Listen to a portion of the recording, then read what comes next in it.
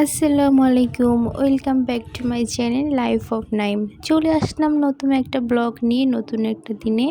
আশা করি সবাই ভালো আছেন। আলহামদুলিল্লাহ আমরাও ভালো আছি। ভিডিওটা সন্ধ্যা থেকে শুরু করলাম। সন্ধ্যার সময় চা নিয়ে এসেছি, তো চা খাবো। রিয়েল ভয়েস আপনি আমাদের একটু দেখেন। আমার এটা কি মামি? মেয়েটা এত পরিমাণ চা এটার নাম কি পাগল, মামি? সে কি বলে একটু শোনেন। এটার নাম কি বলো? না অনেক গরম, অনেক গরম না মামি? অনেক গরম না?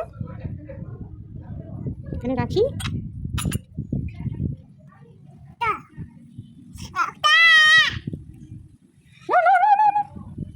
না, না, দেখি দেখি দেখি, দেখো দেখো, দেখি তোমাকে দেখি, মামিকে দেখি।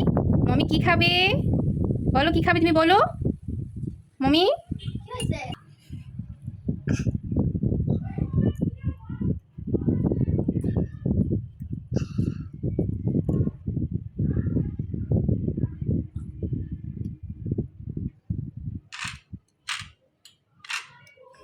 তো এই দেখতে পেলেন আমার মেয়ে কতটা চা পাগল। এতটুকু বাচ্চা যে কীভাবে চা পছন্দ করে এটা বলা বাহুল্য।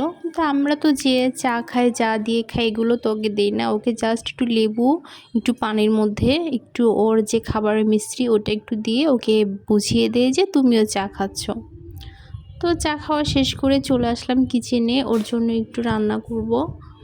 তো আজকে ওর ওস্ট রান্না করব। আমি যে ওস্টটা ওকে খাওয়াই ওইটা রান্না করব।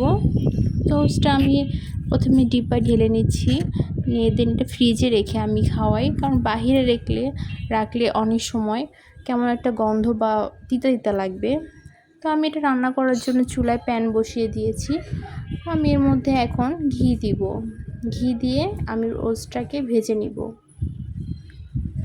আমি সবসময় ঘিটা ওকে প্রতিদিন খাওয়ানোর চেষ্টা করি, যে কোনো কিছুতেই হোক। এটা ওটস রান্না করি কিংবা খিচুড়িতে তো আমি সবসময় ঘি দিয়েই খাওয়াই।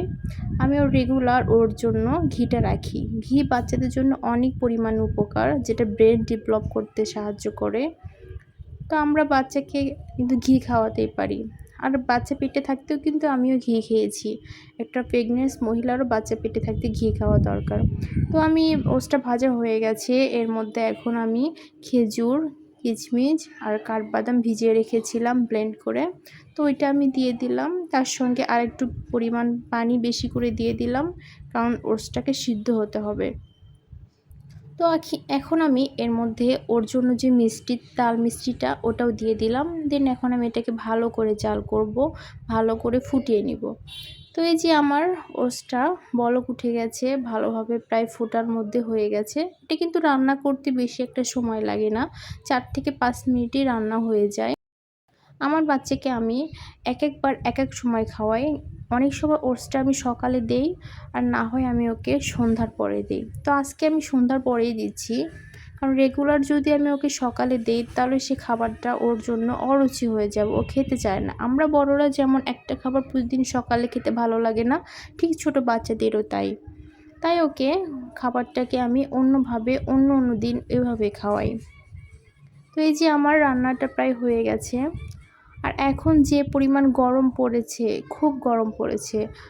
চৈত্র মাস শেষে বৈশাখ মাস পড়েছে, বৈশাখ মাসে এখনই এত গরম, জ্যৈষ্ঠ মাস আরও আছেই। তো যাই হোক, রান্না কিন্তু আমার এখানে মোটামুটি শেষ। এখন আমি রান্নাটা এভাবে চুলাটা বন্ধ করে দিয়ে ঢেকে রাখবো ঠান্ডা হওয়ার জন্য। তো আজকে বাহিরে গিয়েছিলাম, বাহির থেকে ডাব নিয়ে এসেছি। কারণ এত গরমে বাচ্চাদের নিজেও একটু ডাব খাওয়া জরুরি। শরীরে অনেক পরিমাণ পানির ঘাটতি হয়ে যায় গরমে।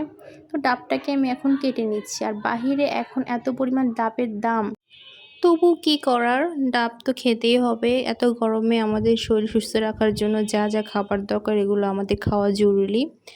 আমাদের গ্রামের বাড়িতে, আমার মায়ের বাসায় কিন্তু অনেক ডাবের গাছ ছিল, এক সময় অনেক ডাব ধরতো। কিন্তু এখন আর ডাবের গাছগুলো নেই। নতুন করে বাড়ি করার কারণে ডাবের গাছগুলো সব কাটা হয়ে গেছে। আমার শ্বশুর বাড়িতে একটা ডাবের গাছ আছে, কিন্তু তেমন পরিমাণ ডাব ধরে না, আর ওইভাবে ডাব খাওয়া হয় না। তো যাই হোক, আমার ছোট মেয়ে ডাবের পানিটা এত পছন্দ করে না, কেন জানি খেতে চায় না। তো মাশাআল্লাহ ও কিন্তু পানি অনেক ভালো খায়।